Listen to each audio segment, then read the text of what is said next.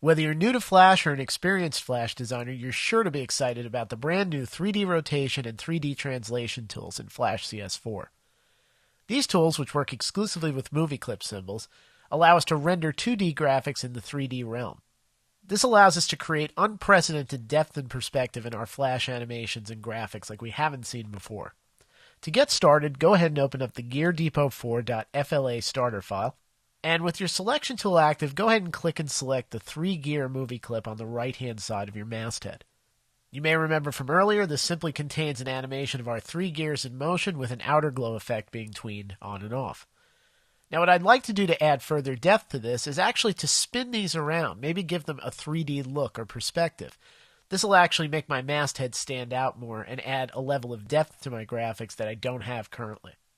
With the movie clip selected, go ahead over to your Tools panel and directly below the Free Transform tool, locate and select the 3D Rotation tool. Once you do, you'll notice that your movie clip now appears with a unique set of color-coded handles. Each of these handles allows us to rotate this movie clip along 3 different axes, the X, Y, and Z axis. The orange outer handle allows us to do all 3 freely at once. Move your pointer back over the bounding box we see here. And let's start by taking a look at the green handle running horizontally from left to right. If you move your pointer over this, you'll see a little Y appears below your pointer. This lets us know that this handle, when clicked and dragged, will actually rotate our graphic around the Y-axis. Click and hold down your mouse button on this, and go ahead and move either left to right or up and down. If you move left to right, you'll see it actually spins your graphic as if it's fixed to that bar in the center. So already this adds a pretty cool level of depth. Let's go ahead and pull this just a little bit so it looks like we've spun our gears just about, maybe about 45 degrees to the right along this bar. Now let's focus our attention on the red handle running from top to bottom. If you move your mouse pointer over this, again, this shows a little X right below the cursor. This is our X rotation handle, and if we click and drag up or down on this, you'll see it does exactly what it promises, which is it spins our gears along an X-axis. Go ahead and pull this slightly down so it looks like our gears are facing down and to the right, like we see here.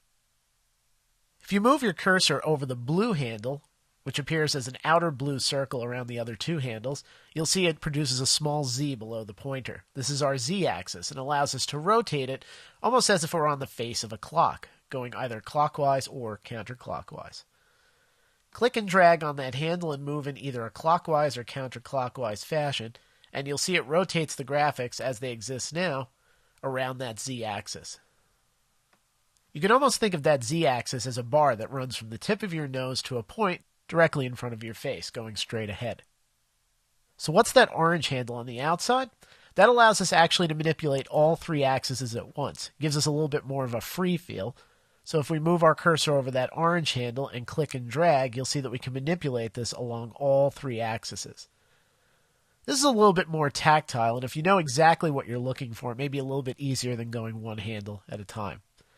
The end result is, again, we want these gears looking as if they're facing down and to the right, into the lower right-hand corner of our stage. Switch to your Selection tool at the top of the Tools panel.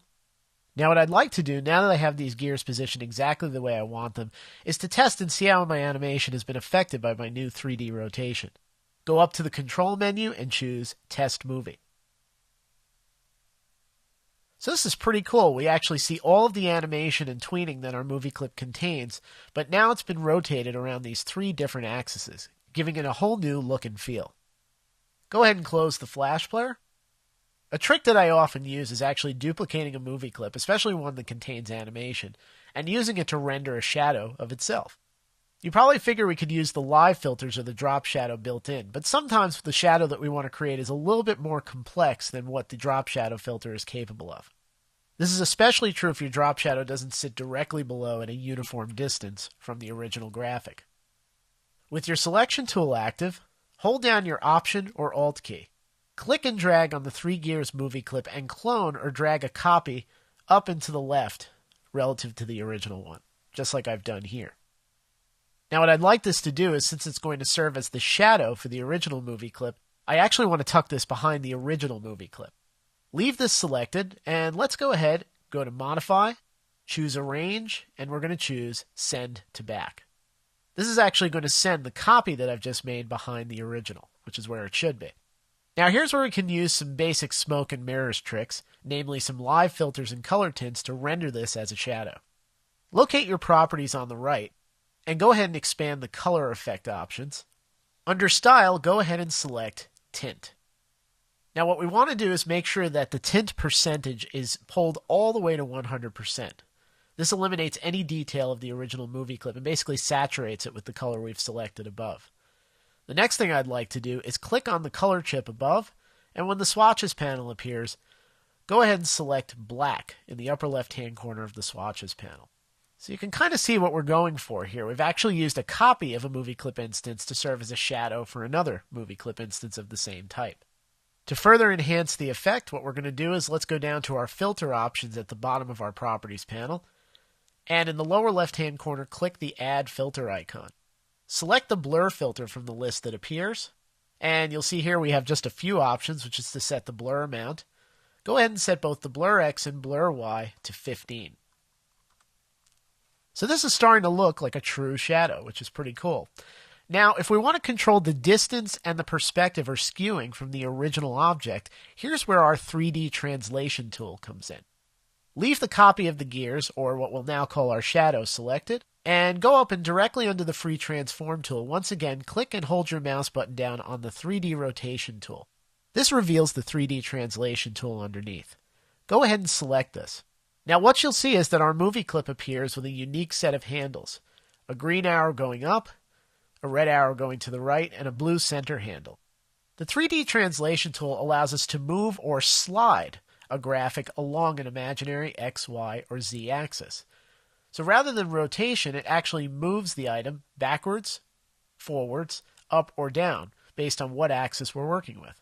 Move your cursor over the green arrow, specifically over the head of the arrow, and you'll see a small Y appears. If we click and drag on the head of this green arrow, it actually will slide our movie clip along the Y axis. Let's go ahead and give that a try by clicking and dragging up or down. Now what's kind of cool is it still keeps that 3D effect.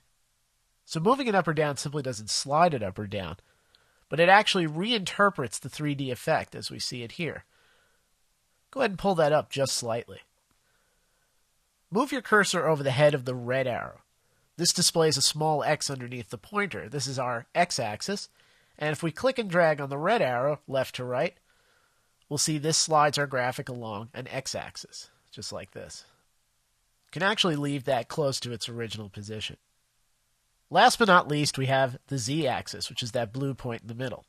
Move your cursor over that blue point until you see the Z appear below your pointer.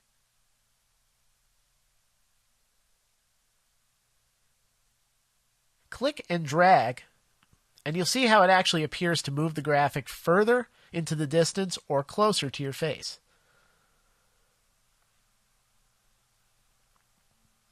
Pull this down ever so slightly so the shadow appears slightly above and to the left of the original Gears graphic like we see here, and release. So now you actually understand why I chose to use a movie clip instance or a copy of a movie clip as its shadow rather than the original Drop Shadow Live filter. Here, in combination with the 3D tools, I was able to actually accomplish some slightly different and more advanced effects and position my shadow in a unique way with perspective I couldn't achieve with the standard live filters. Combining the 3D rotation and 3D translation tools on these movie clips added a new level of depth and perspective to my graphics. On a final note, the best part about working with 3D translation and 3D rotation on movie clips is that those effects are actually tweenable.